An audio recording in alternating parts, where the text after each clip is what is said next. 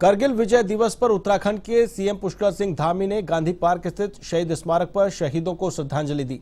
इस अवसर पर उनके साथ सैनिक कल्याण मंत्री गणेश जोशी भी मौजूद रहे।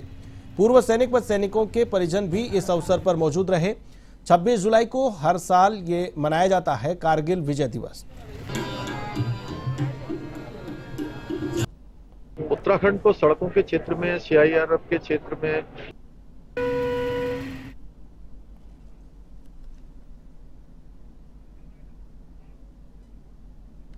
उत्तराखंड के मुख्यमंत्री पुष्कर सिंह धामी हाल ही में अपने 3 दिवसीय दिल्ली दौरे से लौटकर पत्रकारों से बातचीत उन्होंने की और बताया कि केंद्रीय सड़क एवं राजमार्ग मंत्री नितिन गडकरी से हुई मुलाकात काफी सकारात्मक रही।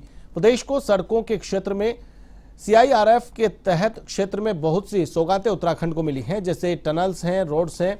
इन सब के चौड़ाईकरण को लेकर बातचीत हुई है। आपको बता दें कि देहरादून, टिहरी और मसूरी टनल्स बनना प्रस्तावित है। इस पर सीएम धामी ने केंद्रीय सड़क परिवहन राजमार्ग मंत्री नितिन गडकरी से मुलाकात की है। यमुनोत्री गंगोत्री राजमार्ग, अफजलगढ़ नजीमाबाद राजमार्ग को भी मंजूरी मिली है।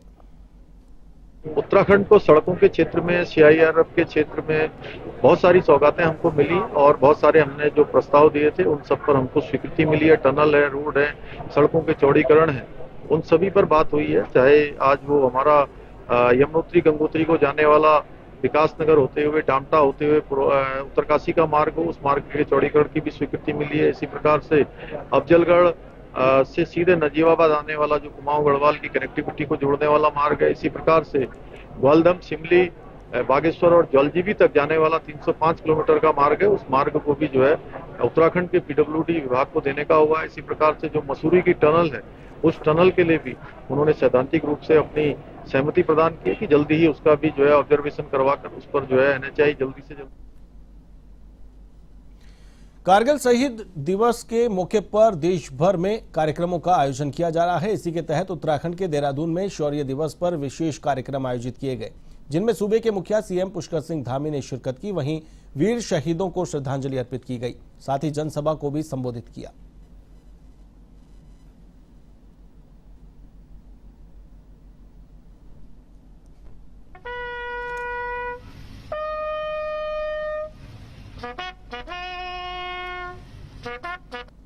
कि हर देश के 5वें सैनिकों में से एक सैनिक इस देवभूमि उत्तराखंड से है, इस वीर भूमि उत्तराखंड से है।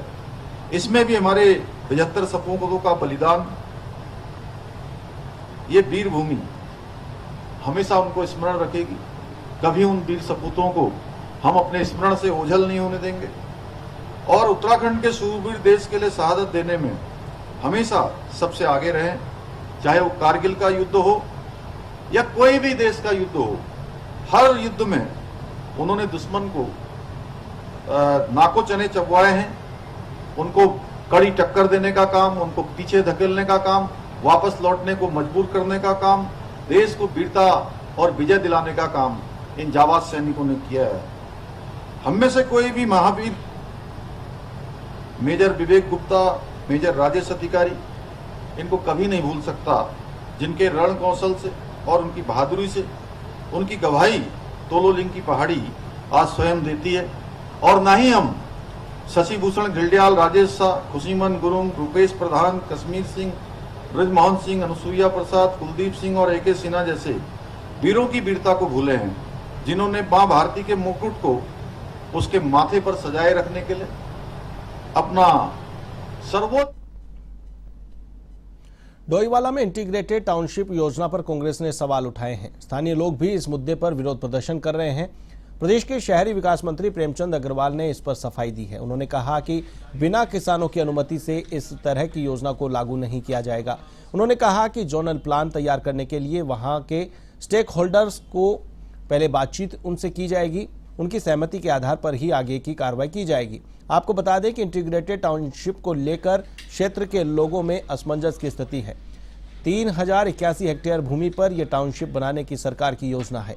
इस टाउनशिप के बनने से सरकार कृषि भूमि को एक्वायर करेगी, जिससे गन्ने का उत्पादन भी प्रभावित होगा, जिसके कारण डोईवाला में स्थित चीनी मिल पर भी इसका प्रभाव पड़ेगा।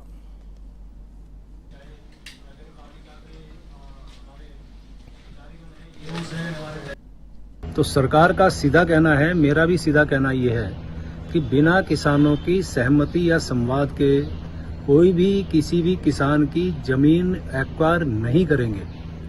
हाँ, इसमें एक हमारा जोनल प्लान बनाने का यदि प्रस्ताव आता भी है तो भी सरकार वहाँ जनता के जितने भी वहाँ पे स्टेक होल्डर्स हैं उनसे संवाद करेगी, उसके बाद ही अंतिम निर्णय लेंगे। और उससे पहले यदि ये स्थिति भी आती है तो वहाँ चाहे सीवरेज का हो, पानी का हो, बिजली का है, जो भी अवस्थापना या इस प्रकार के संरचनाएं करने की आवश्यकता पड़ेगी तो वो सरकार बनाएगी।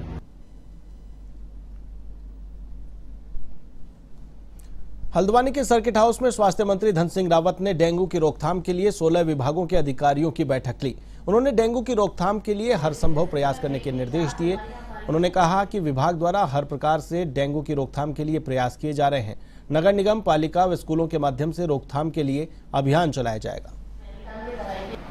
इसमें जो डेंगू है इसका मेन आज लगभग 16 विभागों की हमने बैठक की है और मुझे बताते हुए खुशी हो रही है कि गत वर्षों की भांति इस साल हमारी सरकार ने डेंगू रोकथाम के लिए पहले से ही अलर्ट मोड पे थी और एक बैठक मुख्यमंत्री जी की अध्यक्षता में हुई, एक बैठक मेरी अध्यक्षता में हुई, फिर मैंने अभी सभी जिलों का भ्रमण भी किया है। और आपने देखा होगा क्योंकि आप लोग भी यहीं पे बैठक में थे, हमारे नैनीताल जिले में मात्र 6 केस हैं और हर प्रकार की व्यवस्था हमने कर रखी है। मच्छरदानी से लेके छिड़काव से लेके फोकिंग से लेके नगर निगम, नगर पालिकाएँ, सिंचाई विभाग, माध्यमिक शिक्षा, उच्च शिक्षा, जितने भी एलाइड विभाग है इन सभी विभागों को हमने अलर्ट मोड पे रखा है कि कोई भी केस हमारे जिले में नहीं होनी चाहिए। और मैं ये कह सकता हूँ कि इसके लिए एक व्यापक अभियान हमने चलाया है। अभी हम घर घर जाके जो है इसका एक पॉम्पलेट भी निकाल रहे हैं ताकि हर घर पे पहुँच जाए। तो मैं कह सकता हूँ कि नैनीताल जिले में काफ़ी अच्छा काम हो रहा है और आज आपने प्रेजेंटेशन में भी देखा होगा कि हर जगह जो है हमारे विभाग के द्वारा भी, एलाइड विभागों के द्वारा भी पर्याप्त मात्रा में जो है सारी वहाँ पे सुविधाएं दी गई हैं। बागेश्वर उपचुनाव को लेकर सरगर्मियां तेज होने लगी हैं। इसको देखते हुए कैबिनेट मंत्री डॉक्टर धन सिंह रावत अल्मोड़ा दौरे पर पहुंचे। इस दौरान उन्होंने कहा कि उपचुनाव में भाजपा की जीत निश्चित है। विकास कार्यों के आधार पर एक तरफा जीत होगी।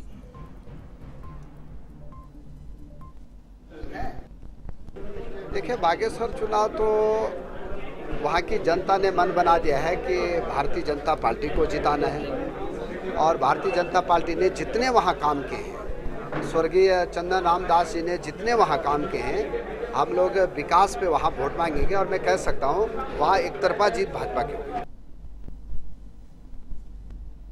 पूर्व मुख्यमंत्री और महाराष्ट्र के राज्यपाल भगत सिंह कोश्यारी बुधवार को अपने निजी दौरे पर विकासनगर पहुंचे, जहां उन्होंने पार्टी कार्यकर्ताओं और स्थानीय लोगों से मुलाकात की। दरअसल आपको बता दें कि पूर्व राज्यपाल भगत सिंह कोश्यारी इन दिनों निजी दौरे पर विकासनगर, चक्राता और कालसी भ्रमण पर हैं। विकासनगर पहुंचने पर स्थानीय लोगों और पार्टी कार्यकर्ताओं ने उनका जोरदार स्वागत किया। मीडिया से बातचीत में उन्होंने कहा कि प्रदेश और केंद्र की सरकारें विभिन्न योजनाओं के माध्यम से युवाओं का सहयोग कर रही है। सर, आपका एक पहला दौरा भी रहा इसका पूरा।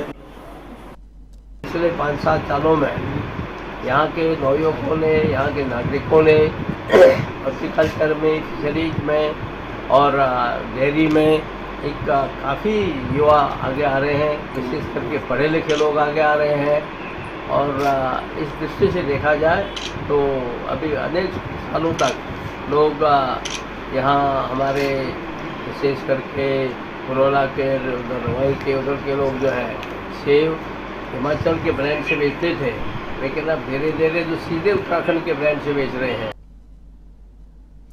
उत्तराखंड कांग्रेस कमेटी और किसान यूनियन राज्य सरकार पर गंभीर आरोप लगा रहे हैं। वहीं दिल्ली दौरे से लौटे मुख्यमंत्री ने टाउनशिप के नाम पर राजनीति नहीं करने का अनुरोध किया है। मुख्यमंत्री पुष्कर सिंह धामी ने कहा कि स्टेक होल्डर्स, किसान और क्षेत्र के लोगों से सलाह मशवरा करके ही प्रस्ताव केंद्र को भेजा जाएगा। दरअसल डोईवाला में इंटीग्रेटेड टाउनशिप की चर्चा पूरे प्रदेश भर में चल रही है, जिसके कारण विपक्षी पार्टियां इसे भाजपा सरकार का किसानों पर अत्याचार करने वाला आरोप लगा रही है। देखिए, उस पर हमने पहले ही कह दिया है कि चूंकि एरो सिटी जैसा अभी कोई प्रस्ताव उत्तराखंड सरकार की तरफ से नहीं गया हुआ है, इसलिए अनावश्यक रूप से कुछ लोग वहां पर राजनीति करने का काम कर रहे हैं। मेरा सबसे किसान भाइयों से अनुरोध है कि जब तक किसानों की सहमति नहीं होगी तो कोई भी प्रस्ताव आगे नहीं जाएगा। यदि किसान सहमत होंगे, उस क्षेत्र के लोग सहमत होंगे, जो स्टेक होल्डर हैं, जो उससे प्रभावित होने वाले हैं, उनकी सहमति के बिना हम कुछ नहीं करने वाले। एवं उत्तराखंड में फिलहाल के लिए बस इतना ही। मुझे दीजिए इजाजत। नमस्कार।